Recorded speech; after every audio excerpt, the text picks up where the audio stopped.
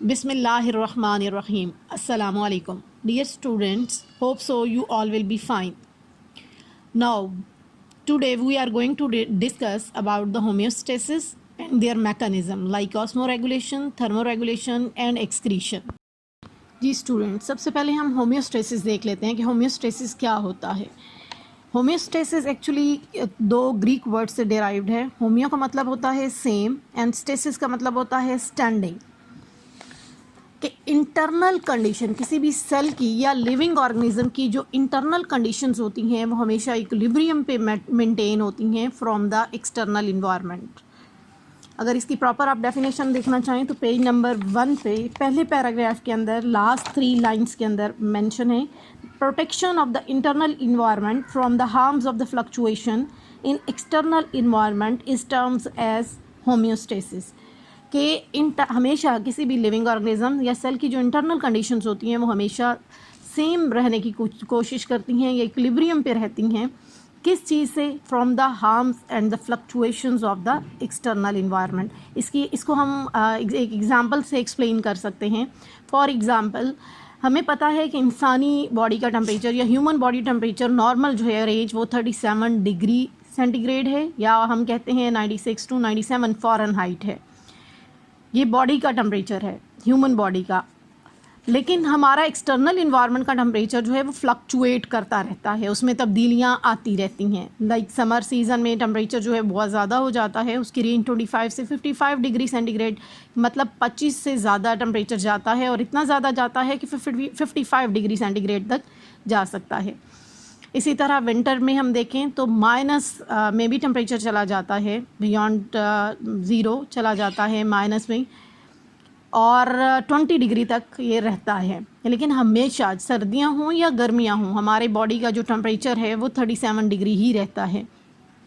ये बहुत best example है होम्योस्टेसिस की, कि हमेशा बॉडी का इंटरनल टेम्परेचर जो है वो मेंटेन रहेगा, चाहे बाहर जितनी भी फ्लक्चुएशंस आएँ इन्वायरमेंट के अंदर। अब 3 मैकेनिज़म्स हैं जो कि होम्योस्टेसिस को मेंटेन करने के लिए लिविंग बॉडी के अंदर यूटिलाइज होते हैं। पहला जो है वो ऑस्मोरेगुलेशन है, सेकेंड थर्मोरेगुलेशन है, third one is the excretion. अब वन बाय वन हम इसको देख लेते हैं। ऑस्मोरेगुलेशन, ऑस्मोरेगुलेशन क्या होती है? ऑस्मोरेगुलेशन बेसिकली ऑस्मोटिक प्रेशर से है। ऑस्मोटिक प्रेशर ऐसा प्रेशर जो वाटर एंड सॉल्ट की कंसंट्रेशन की वजह से होता है, उसको हम ऑस्मोटिक प्रेशर का नाम देते हैं। अगर हम एक सेल की बात करें, सपोज एक हम सेल लेते हैं, उसके 2 इन्वायरमेंट होते हैं, एक सेल के अंदर का इन्वायरमेंट, एक सेल के बाहर का इन्वायरमेंट। जो सेल के अंदर का इन्वायरमेंट होगा उसको हम कहेंगे ये इंट्रा सेलुलर इन्वायरमेंट है, जो इसके बाहर का इन्वायरमेंट होगा उसको हम एक्स्ट्रा सेलुलर इन्वायरमेंट का नाम देते हैं।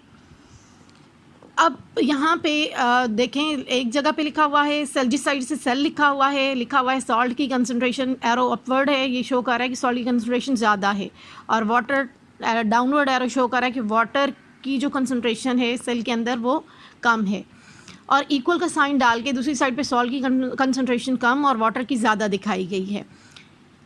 अब ये जो दूसरी ऑपोजिट साइड है ये एक्स्ट्रा सेलुलर इन्वायरमेंट को शो कर रही है।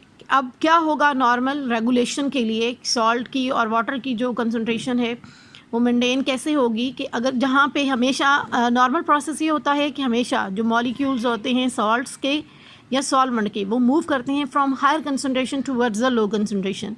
इसमें सॉल्ट सेल के अंदर ज़्यादा है, वो मूव करके एक्सटर्नल इन्वायरमेंट में जाएगा, एक्स्ट्रा सेलुलर इन्वायरमेंट में जाएगा, और वाटर एक्स्ट्रा सेलुलर इन्वायरमेंट में ज़्यादा है, सेल के अंदर कम है, तो वो मूव करके विद इन द सेल आएगा।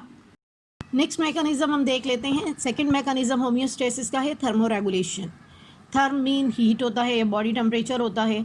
तो इन लिविंग ऑर्गेनिज्म के अंदर प्रॉपर्टी है कि वो हमेशा इंटरनल बॉडी टेम्परेचर को मेंटेन करते हैं। अभी हमने ह्यूमन होम्योस्टेसिस में जनरल हमने ह्यूमन बीइंग की एग्जांपल ली कि ह्यूमन बॉडी का temperature 36 degree centigrade to 37 degree centigrade रहता है, या फ़ारेनहाइट में मेजर करें तो 96 से 97 डिग्री रहता है। अब ये इंटरनल बॉडी टेम्परेचर रेगुलेट करना क्यों ज़रूरी है? ये बॉडी की या सेल की नॉर्मल फंक्शनिंग के लिए बहुत ज़रूरी होता है। आपको पता है सेल के अंदर जब जितने भी कैटाबॉलिक एनाबॉलिक रिएक्शंस हो रहे होते हैं उनमें एंजाइम्स इन्वॉल्व होते हैं, और एंजाइम्स हमेशा एक ऑप्टिमम टेम्परेचर पे एक्ट करते हैं। अगर वो सूटेबल टेम्परेचर, जिसको हम ऑप्टिमम टेम्परेचर कहते हैं, अगर वो ह्यूमन बॉडी के लिए 37 है, अगर वो ना हो, उससे टेम्परेचर बॉडी का लो हो जाए या ज़्यादा हो जाए, तो क्या होता है, हमेशा जो एंजाइम्स होंगे वो डीएक्टिवेट हो जाएंगे या डीनेचर हो जाएंगे। लो होने की सूरत में, टेम्परेचर लो होने की सूरत में डीएक्टिवेट हो जाएंगे और इंक्रीज़ होने की सूरत में डीनेचर हो जाएंगे। इस तरह से तमाम कैटाबोलिक और एनाबोलिक एक्टिविटीज़ जो हैं वो डिस्टर्ब हो जाती हैं। इसलिए कहा जाता है कि थर्मो रेगुलेशन लिविंग ऑर्गेनिज्म करते हैं। थर्ड जो मैकेनिज़्म है होम्योस्टेसिस का, वो है excretion. During metabolic reactions metabolic waste produce होता है in the form of urine या यूरिया प्रोड्यूस होता है, उसका बॉडी में से निकालना एक्सक्रीशन कहलाता है। प्रॉपर डेफिनेशन भी मेंशन है कि removal of metabolic waste is called as excretion. अब हम देख लेते हैं वर्किंग ऑफ होम्योस्टेसिस, या हम यूँ कह सकते हैं कि कंपोनेंट ऑफ होम्योस्टैटिक सिस्टम हम देख लेते हैं। आपकी बुक के पेज नंबर 2 पे ये डायग्राम शो है, वहाँ से भी आप चेक कर सकते हैं। ये सामने जो बॉक्स बना हुआ है जिसके अंदर 2 सेल्स पड़े हैं, ये लिविंग ऑर्गेनिज्म को रिप्रेजेंट करता है। और इसका जो बाहर का इन्वायरमेंट होगा वो क्या होगा, वो नॉन लिविंग होगा। इसको हम एक्सटर्नल इन्वायरमेंट कहते हैं और बॉडी के या लिविंग ऑर्गेनिज्म के अंदर के इन्वायरमेंट को हम इंटरनल इन्वायरमेंट का नाम देते हैं। अब अगर आप ध्यान से देखें तो यहाँ पे दो जो हैं पॉइंट्स हाईलाइट किए गए हैं। एक लिखा गया है लिविंग ऑर्गेनिज्म के अंदर कंट्रोल सिस्टम, और एक सेल के अंदर लिखा गया है कंट्रोल सिस्टम। अल्लाह ताला ने लिविंग ऑर्गेनिज्म या सेल के अंदर ये प्रॉपर्टी रखी है कि वो अपने इंटरनल जो इन्वायरमेंट होता है उसको मेंटेन करते हैं, और हमेशा जो इंटरनल इन्वायरमेंट होगा वो फ्लक्चुएशंस उसमें कम होंगी। इसलिए कहा जाता है कि वो हमेशा जो फ्लक्चुएशंस आएंगी वो नैरो रेंज के अंदर वो उसको मेंटेन करने की कोशिश करेगा थ्रू द कंट्रोलिंग मैकेनिज़्म। जबकि एक्सटर्नल इन्वायरमेंट के अंदर जो फ्लक्चुएशंस होती हैं वो वाइड रेंज में होती हैं। मतलब टेम्परेचर बार ज़्यादा, बहुत ज़्यादा भी हो सकता है, कम भी हो सकता है। इसी तरह सॉल्ट सोल्यूट की कंसनट्रेशन ज़्यादा भी हो सकती है और कम भी हो सकती है। लेकिन with in the living organisms क्या होगा कि हमेशा वो फ्लक्चुएशंस जो हैं वो with in the narrow range maintain होंगी। अगर हम यहाँ पे कंपैरिजन करें फिज़िकल सिस्टम का with the living system, physical system कहते हैं नॉन लिविंग सिस्टम को। नॉन लिविंग सिस्टम को लिविंग सिस्टम के साथ कंपैरिजन करें तो दोनों के तकरीबन कंपोनेंट सेम होते हैं। नॉन लिविंग के अंदर या फिज़िकल सिस्टम के अंदर आप एग्जांपल आयरन की ले सकते हैं, आप ओवन की ले सकते हैं, फ्रिज की ले सकते हैं। सपोज़ मैं आयरन की एग्जांपल लेती हूँ। आयरन के वर्किंग जो है वो 3 कंपोनेंट पे बेस करती है। नंबर 1 कंपोनेंट जो होगा वो सेंसर होगा। सेंसर थर्मामीटर होता है, उसका काम है वो टेम्परेचर को या चेंज को क्या करता है, डिटेक्ट करता है। नंबर 2 उसका एक कंट्रोलिंग सेंटर होगा, और ये जो सेंसर होता है ये फ्लक्चुएशन को डिटेक्ट करने के बाद कंट्रोलिंग सिस्टम को भेज देता है। फिर कंट्रोलिंग सिस्टम आगे फर्दर स्विचिंग ऑन या स्विचिंग ऑफ सिस्टम को सिग्नल्स देता है ताकि वो उसको कूल करना है सिस्टम को या हॉट करना है। तो इस तरह से ये सिस्टम वर्किंग करता है। सेम इसी पैटर्न पे अगर लिविंग सिस्टम की अगर हम बात करते हैं, हम ह्यूमन बॉडी की सपोज बात कर लेते हैं, तो हमारे अंदर क्या होते हैं, 3 कंपोनेंट्स होते हैं जो मेंटेन करते हैं हमारे सिस्टम्स को। पहला रिसेप्टर्स होगा जो हमेशा चेंज स्टिमुलाई को रिसीव करेंगे, लाइक थर्मामीटर। और दूसरा जो होगा वो हमारा कंट्रोलिंग मैकेनिज़्म होगा, हमारा ब्रेन है या हमारा स्पाइनल कॉर्ड है जो उसको प्रोसेस करेगा। प्रोसेस करने के बाद फर्दर इंफॉर्मेशन जो हैं वो कन्वे करेगा टूवर्ड्स अदर ऑर्गन जिनको हम इफेक्टर कहते हैं, और इफेक्टर क्या करेंगे, रिस्पॉन्ड करेंगे। अब हम देख लेते हैं कि ये जो कंपोनेंट्स हैं ये किस रूल को या किस डिसिप्लिन को फॉलो करते हैं। मैकेनिज़्म को हम फीडबैक मैकेनिज़्म का नाम देते हैं। अगर इसके फीडबैक मैकेनिज़्म की हम प्रॉपर डेफिनेशन देखना चाहें तो सामने शो हो रही है कि detection of change by the receptor and sending the signals by the control system to the effectors. मतलब प्रोसेस के रिसेप्टर से स्टिमुलाई रिसीव होगी, देन वो कंट्रोलिंग सिस्टम मीन ब्रेन को जाएगी या स्पाइनल कॉर्ड को जाएगी, और स्पाइनल कॉर्ड आफ्टर प्रोसेसिंग अपने सिग्नल्स या मैसेजेस जो हैं वो इफेक्टर्स को भेजेंगे। इफेक्टर ऐसे ऑर्गन्स होते हैं जो कि रिस्पॉन्स शो करते हैं। इसका मतलब है कि जो लिविंग ऑर्गेनिज्म के अंदर कंट्रोलिंग मैकेनिज़्म होता है वो किस पे बेस कर रहा होता है, फीडबैक मैकेनिज़्म पे बेस कर रहा होता है। अब इसकी 2 टाइप्स होती हैं, एक को हम पॉजिटिव फीडबैक कहते हैं और सेकंड को हम नेगेटिव फीडबैक का नाम देते हैं। अगर इफेक्टर का रिस्पॉन्स जो है वो opposite to the change in external environment आई तो उसको हम नेगेटिव फीडबैक का नाम देते हैं। और अगर यही रिस्पॉन्स जो है इफेक्टर्स का वो हमेशा सेम हो to the change in external environment तो उसको हम पॉजिटिव फीडबैक का नाम देते हैं। हम ऑस्मो रेगुलेशन को डिटेल से डिस्कस करेंगे। हमने देखा कि ये एक ऐसा मैकेनिज़्म है, होम्योस्टेसिस के अंदर ये ऐसा मैकेनिज़्म है जिसमें लिविंग ऑर्गेनिज्म जो हैं वो क्या करते हैं, वाटर और सॉल्ट की कंसंट्रेशन को बैलेंस करते हैं विद देयर इन्वायरमेंट। अब बैलेंस करना क्यों ज़रूरी होता है कि हर सेल के अंदर या हर लिविंग ऑर्गेनिज्म के अंदर सॉल्ट की कंसंट्रेशन और वाटर की कंसंट्रेशन जो है वो एक स्पेसिफिक क्वांटिटी के अंदर होती है जिसमें वो फंक्शन परफॉर्म करते हैं।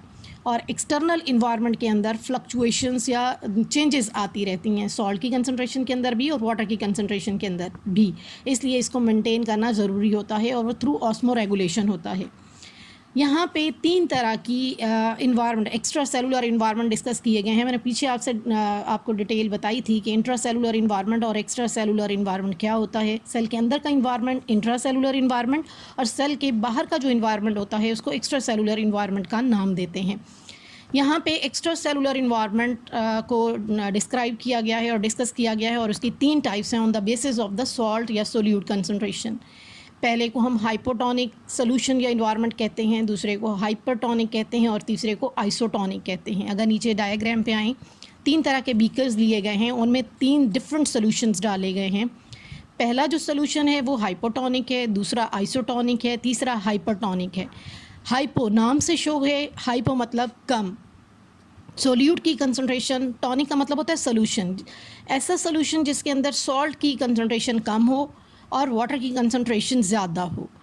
किससे कंपैरिजन किया जाता है? सेल से कंपैरिजन किया जाता है। बीकर के अंदर दरमियान में जो है वो सेल पड़ा हुआ है और ये कंपैरिजन जो है इस सेल के दरमियान में और इस बीकर के अंदर जो मौजूद लिक्विड है जिसको आपने हाइपोटोनिक सोल्यूशन का नाम दिया उससे किया गया है। अब हाइपोटोनिक इन्वायरमेंट में क्या होगा? सॉल्ट की कंसंट्रेशन जो है वो कम है, वाटर की ज़्यादा है और अंदर जो है वो सॉल्ट की जो है वो ज़्यादा है और वाटर की कम है, तो ऑटोमेटिकली क्या होगा? वाटर इनवर्ड फ्लो करेगा और थ्रू ऑस्मोसिस करेगा और इस टाइप की ऑस्मोसिस को हम एंड ऑस्मोसिस का नाम देते हैं, एंडो ऑस्मोसिस भी कहते हैं। एज अ रिज़ल्ट क्या होगा? सेल टर्जिड हो जाएगा। सम टाइम एनिमल सेल जो होता है वो टर्जिडिटी के बाद बर्स्ट भी कर जाता है। दूसरा आ जाता है जी हाइपरटोनिक सोल्यूशन। हाइपर का मतलब है ज़्यादा होना, किस चीज़ की कंसंट्रेशन का? सॉल्ट की कंसंट्रेशन का। टॉनिक सोल्यूशन को कहते हैं ऐसा सोल्यूशन जिसके अंदर सॉल्ट या सोल्यूट की कंसंट्रेशन ज़्यादा हो और वाटर की कम हो। कंपैरिजन किससे किया जाता है? सेम उसी तरह के एक सेल से किया जाता है कि सेल के अंदर सॉल्ट की कंसंट्रेशन कम है और बाहर क्या है? ज़्यादा है। तो एज अ रिज़ल्ट क्या होगा? वाटर जो है वो अंदर से बाहर की तरफ मूव करेगा ताकि वो सोल्यूशन को क्या कर सके? डाइल्यूट कर सके। तो अंदर से जब बाहर की तरफ मूव करेगा तो इस तरह के प्रोसेस को हम एक्स ऑस्मोसिस कहते हैं कि पानी सेल से मूव करके बाहर की तरफ, बाहर वाली इन्वायरमेंट में आया, इसको एक्स ऑस्मोसिस का नाम दिया। एज अ रिज़ल्ट क्या हुआ?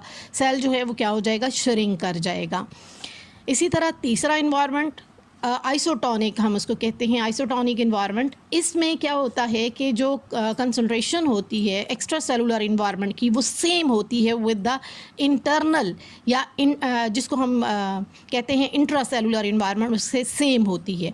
इसमें क्या होगा कि ना एक्सोस्मोसिस होगा ना एंडोस्मोसिस होगा। इस तरह से ना ही टर्जिडिटी होगी और ना श्रिंकेज होगी। नॉर्मल सेल जो है वो अपनी शेप को मेंटेन रखेगा। आज हमने जो डिस्कस किया उसको समराइज़ कर लेते हैं। सबसे पहले हमने देखा होम्योस्टेसिस क्या होता है, फिर हमने उसके 3 मैकेनिज़म्स देखे जिसके ज़रिए होम्योस्टेसिस मेंटेन किया जाता है। ऑस्मो रेगुलेशन था, थर्मो रेगुलेशन था, एक्सक्रीशन था। फिर हमने देखे कंपोनेंट ऑफ जो है होम्योस्टैटिक मैकेनिज़्म। फिर हमने कंपैरिजन किया फिज़िकल कंट्रोल सिस्टम का with the living control system के साथ। फिर हमने देखा ये होम्योस्टैटिक फंक्शनिंग जो हो रही है ये किस बेस पे हो रही है, किस मैकेनिज़्म की बेस पे, उसको हमने फीडबैक कहा। फीडबैक को हमने देखा 2 तरह का होता है, नेगेटिव भी हो सकता है, पॉजिटिव भी हो सकता है। फिर आज हमने आगे स्टार्ट कर दिया ऑस्मो रेगुलेशन को ब्रीफली। जिसमें जस्ट हमने देखा कि ऑस्मो रेगुलेशन क्या होता है, और इसके साथ साथ हमने देखा कि एक्स्ट्रा सेलुलर इन्वायरमेंट कितनी टाइप्स का हो सकता है, जिसमें हाइपोटोनिक, हाइपरटोनिक और आइसोटोनिक इन्वायरमेंट हमने डिस्कस किया। Thank you so much students. उम्मीद है आपको समझ आ गई होगी इस टॉपिक के बारे में। अगर इसको डिटेल से सुने और उसके बाद अगर आपकी कोई क्यूरीज़ हैं तो आप मुझे सेंड कर सकती हैं, आपको इंशाल्लाह आंसर मिलेगा उस चीज़ का। इंशाल्लाह नेक्स्ट लेक्चर में आपसे मुलाकात होती है। अल्लाह हाफिज़।